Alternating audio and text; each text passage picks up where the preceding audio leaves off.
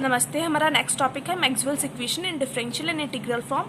Maxwell का समीकरण अवकलन फॉर्म में और समाकलन रूप में। तो देखिए मैक्सवेल के हमारे 4 समीकरण हैं, मतलब 4 इक्वेशंस हैं। वो चारों इक्वेशंस इन चारों नियम के बेसिस पे दी गई है। पहला समीकरण है हमारा, पहली इक्वेशन वो विद्युत क्षेत्र के गाउस नियम के बेसिस पे दी गई है, Gauss law for electric field. दूसरा जो समीकरण है हमारा वो चुंबकीय क्षेत्र के लिए गाउस के नियम, that means Gauss law for magnetic field के बेसिस पे दी गई है। थर्ड समीकरण हमारा Faraday's law of for electromagnetic induction के थ्रू दी गई है, विद्युत चुंबकीय प्रेरण के लिए फैराडे के नियम के बेसिस पे। फोर्थ इक्वेशन जो है हमारी है वो एम्पेयर सर्कुलर लॉ जो होता है हमारा, उसके बेसिस पे दी गई है। परपथीय धारा के लिए एम्पेयर मैक्सवेल का नियम, उसके बेसिस पे दी गई है। तो देखिए यहाँ पर एम्पेयर और मैक्सवेल्स लॉ आ रहा है हमारा एम्पेयर लॉ की जगह पे, मतलब फोर्थ इक्वेशन उसमें वो एम्पेयर्स लॉ से थोड़ा वेरिएट करके फिर लिखते हैं। तो सबसे पहले हम लोग पढ़ते हैं मैक्सवेल्स फर्स्ट इक्वेशन, जो कि हमारी गाउस लॉ के लिए जो है हमारा विद्युत क्षेत्र के अंदर, उसके बेसिस पे दी गई है, Gauss law for electric field. तो देखिए हमारा गॉस लॉ हमारे इलेक्ट्रिक फील्ड में क्या होता है, फाई जो होगा हमारा वो integration of over S E vector dot D S equals to Q upon epsilon naught, ये हमारा गॉस लॉ होता है।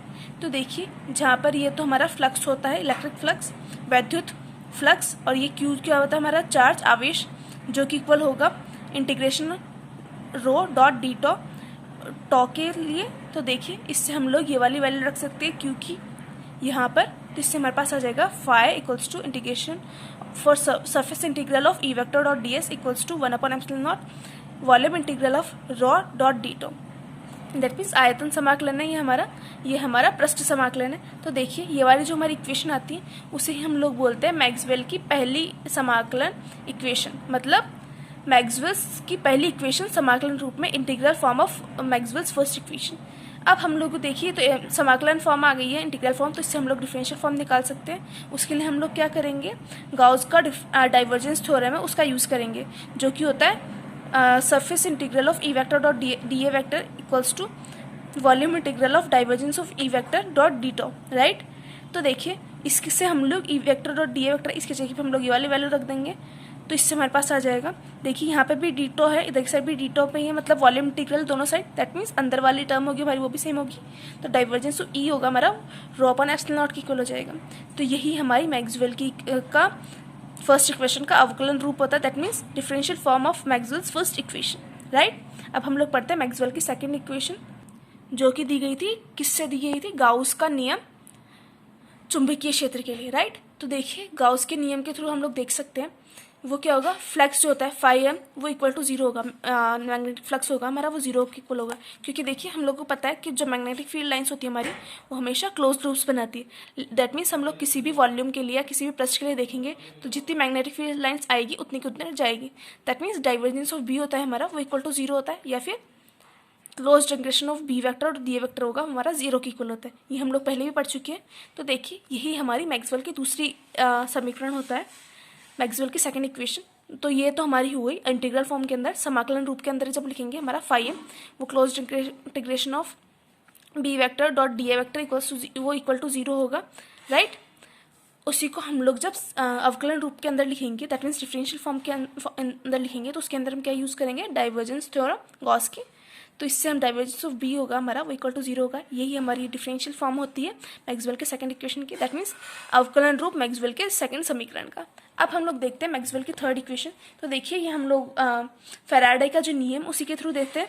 हम लोग जिसे पहले पढ़ चुके हैं, E vector dot D L vector होगा ना minus del over del T integration surface integral of B vector dot D I vector के इक्वल होगा। ये हमारी मैक्सवेल की थर्ड इक्वेशन होती है समाकलन रूप में। और इसी को जब हम लोग डिफरेंशियल फॉर्म में लिखेंगे तो हम लोग क्या करते हैं, इस पर स्टॉक की कर्ल थ्योरम लगाते हैं, right. E vector dot D L vector जो होगा, E vector dot D L vector वो हमारा किसके इक्वल होगा, surface integral of del cross E vector के, राइट। इससे हम लोग ये वाली वैल्यू रख देंगे इसकी जगह पे। तो इससे हमारे पास आ जाता है curl of E vector equals to del cross E equals to minus del B over del T. ये हम लोगों ने लास्ट लेक्चर में देख ही चुके हैं। यही हमारी होती है मैक्सवेल की थर्ड इक्वेशन डिफरेंशियल फॉर्म के अंदर, दैट मीन्स अवकलन रूप के अंदर मैक्सवेल का थर्ड समीकरण। अब हम लोग देखते हैं मैक्सवेल की फोर्थ इक्वेशन। तो देखिए हम लोगों ने उसमें बोला था एम्पेयर मैक्सवेल लॉ के बेसिस पे निकालते हैं। तो देखिए हमारा एम्पेयर्स का लॉ होता है वो तो हमारा यही होता है, right. Close integration of B vector dot D L vector होगा हमारा, वो न्यू नॉट आई के इक्वल होगा, राइट। जो पे न्यू नॉट हमारा एक कांस्टेंट होता है जैसे कि आप लोगों को पता है। तो देखिए ये जो हमारा एम्पेयर का लॉ होता है उसकी कोई खामियां होती है जिसको हम लोग उजागर करेंगे और उसके बाद में उसका रिजल्ट निकालेंगे। तो देखिए सबसे पहले हम लोग, ये तो हमारा एम्पेयर का लॉ होता है, राइट। इसमें यदि हम लोग करंट डेंसिटी के फॉर्म में हम लोग इसको लिखना चाहे आई को, तो हमारा क्या होगा, यदि जे हमारी करंट डेंसिटी है, conduction current density, that means चालन धारा घनत्व तो हमारा जे है, तो हमारे पास आई जो होगा वो इक्वल होगा close surface integral of J vector dot D I vector के, राइट। तो इससे हम लोग यदि इसमें स्टोक्स का जो कर्ल थ्योरम है उसको यूज़ करते हैं तो B vector dot D L vector हमारा किसके इक्वल होगा, del cross B dot D A vector के, राइट। तो इससे हमारे पास आ जाएगा del cross B dot D A vector, यहाँ पर लिख सकते हैं B vector dot D L vector की जगह पे। तो इस और इधर से न्यू नॉट आई है तो आई की जगह हम लोग ये वाली J vector dot D A vector देंगे, surface integral of J vector dot D A vector. तो इससे हमारे पास आ जाएगा surface integral of del cross B equal D A equals to mu naught surface integral of J vector dot D A vector, right. तो इससे हमारे पास आ जाएगा del cross B equals to mu naught J. अब देखिए ये हमारे पास ऐसे तो अवकलन समीकरण आ जाना चाहिए, लेकिन अब यदि हम लोग इसका डाइवर्जेंस लेते हैं दोनों साइड में तो हमारे पास क्या आएगा, del cross B equals to mu naught del dot J के equal, del vector dot J vector के इक्वल, राइट। तो देखिए हम लोगों को जैसे पता है ये जो लेफ्ट हैंड साइड है हमारी वो इक्वल टू 0 होनी चाहिए, क्योंकि किसी भी सदिश का, किसी वेक्टर का यदि हम लोग कर्ल लेते हैं फिर उसका डाइवर्जेंस लेते हैं तो हमारा इक्वल टू 0 आता है। इस वजह से ये वाली वैल्यू जो है हमारी वो इक्वल टू 0 आना चाहिए, that means del dot J जो है हमारा वो इक्वल टू 0 आना चाहिए। लेकिन ऐसा नहीं होता, ये वाली वैल्यू जो है हमारी, ये वाली जो टर्म है हमारी वो इनकरेक्ट है। अब ये क्यों इनकरेक्ट है, तो देखिए इसके बेसिस पे तो हमारा क्या होगा कि कुल धारा में कभी भी परिवर्तन हो ही नहीं सकता हमारा, लेकिन धारा में परिवर्तन होता है हमारा, that means del dot G होता है हमारा वो minus del rho over del T के इक्वल होता है हमारा। इस वजह से ये वाला जो एम्पेयर का नियम है हमारा वो वैलिड नहीं है हमारा ऊपर वाला, राइट। तो देखिए मैंने बोला कि एम्पेयर का जो हमारा नियम है ऊपर वाला वो वैलिड नहीं है, तो वो किसके लिए वैलिड नहीं है, तो देखिए एम्पेयर का नियम जो हमारा है वो उन धाराओं के लिए वैलिड नहीं है, उन करंट के लिए वैलिड नहीं है जो कि विद्युत क्षेत्र में समय के साथ जो परिवर्तन होता है उसकी वजह से उत्पन्न होती है। तो विद्युत क्षेत्र में समय के साथ परिवर्तन की वजह से कौन सी धारा उत्पन्न होती थी, हमारी डिस्प्लेसमेंट करंट, राइट। हमारी विस्थापन धारा उसकी वजह से होती थी, इसलिए हमारा उन धाराओं के लिए ये वाला नियम जो है हमारा वैध नहीं है। इसलिए हम लोग क्या करेंगे, जे वेक्टर हम लोग यहाँ पर ओनली जे एफ कंसिडर कर रहे थे, तो यहाँ पर हमारा जे जो होगा वो जे एफ प्लस जे डी के इक्वल होगा, दैट मीन्स चालन धारा घनत्व प्लस विस्थापन धारा घनत्व। तो हमारे पास डेल क्रॉस बी जो होगा वो हो जाएगा new naught J F plus जे डी की इक्वल।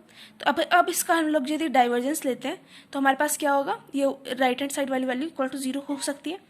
तो यहाँ पे डेल डॉट जे एफ होगा हमारा minus del dot J D के इक्वल हो जाएगा। इससे हमारा डेल डॉट जे डी होगा वो del rho over del T के इक्वल आ जाएगा, राइट। अब देखिए इसमें हम लोग क्या करेंगे, मैक्सवेल का फर्स्ट समीकरण जो है हमारा, मैक्सवेल की फर्स्ट इक्वेशन उसको यूज़ करेंगे। तो डेल डॉट ई वेक्टर जो होगा हमारा वो रो अपॉन एप्सिलॉन नॉट के इक्वल होता है, दैट मीन्स रो जो हमारा होगा epsilon naught del dot E के इक्वल होगा।